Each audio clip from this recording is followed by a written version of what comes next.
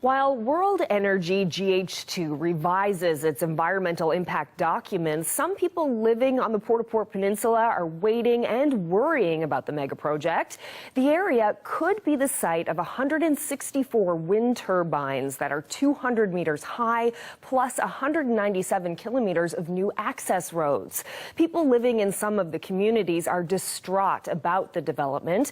Colleen Connors spent the day on the Port and joins us tonight. So, Colleen, tell us what you saw when you spent some time there. Well, the Port Peninsula is quite the drive. Narrow roads, twisty-turny drive along every type of landscape that you can imagine. You know, cliffs on one side, ocean on the other, beaches everywhere. It is quite a beautiful place. But of course, it's the wind that really is the thing that you're talking about the most. The wind, of course, Carolyn, it shook my vehicle.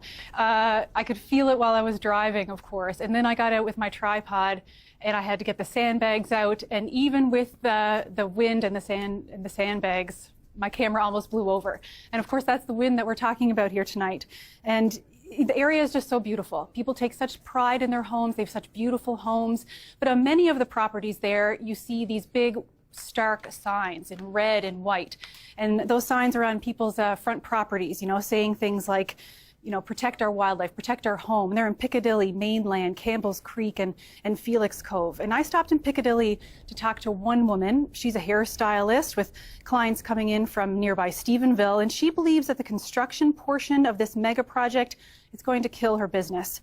The company's EIS states that it'll build nearly 200 kilometers of road to get these 200-meter-high turbines up on the mountains. And she's worried that the big trucks that are going to carry all that equipment are going to damage the narrow roads. But most importantly, she's worried about her culture. She's a Mi'kmaq woman, and her elderly father lives with her. The amount of construction that they're planning on doing with the 22 million pounds of liquid explosives that they're planning on using to get these turbines into the bedrock of our mountain, this is going to take just do detrimental effects to all of us. I don't want my dad depressed because he can't be outside doing what he normally does. Like, he still cuts his trees, he still cuts his wood. That's how we get our heat in the winter months. So all of this stuff, we collect our berries up on the mountains. Our water comes from these mountains. Everything is all gravity fed. So when you are disrupting the mountain, there are definite and absolute repercussions in it that is going to happen to us. Some strong feelings there, Colleen. Who else did you speak with there, and where else did you go? It's like something out of a movie. You're driving along this narrow road, and all of a sudden, whammo, you come across the biggest waves you have ever seen. It truly is breathtaking. Now, most people in Mainland use their ATVs to get around the community. It's quite a beautiful spot, as you can imagine. It's like the area could have up to about 70 wind turbines in the view of these homes that you see. Now, Timothy Collier, he grew up there, and he says he can't live anywhere else now because he's so used to the sound of the waves crashing that helps him get to sleep. He eventually wants to open a family medical practice here and raise his family here.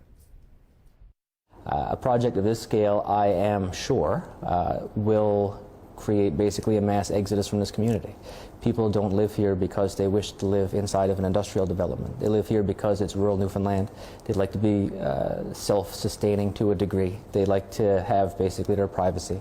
But the size of and the scope of the project, well, I think will just drive people away, and that'll lead to the death of the community. Now, both Collier and Park Thai want government officials to visit their communities and hold public forums to hear their concerns. They don't feel that the environmental process is fair, and this project, they say, is just too large of a scale for the Port Peninsula.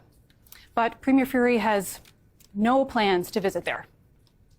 I have a full wall with respect to World Energy. I don't have any insight into their activities whatsoever. With respect to the environmental process, even if I did, that's a quasi-judicial process that has input from all stakeholders. It's wrong for politicians to interfere in that particular process. Now, government says that environmental process does accept public comment, and those comments are a part of the decision-making process. Thanks so much, Colleen. That's Here and Now's Colleen Connors reporting.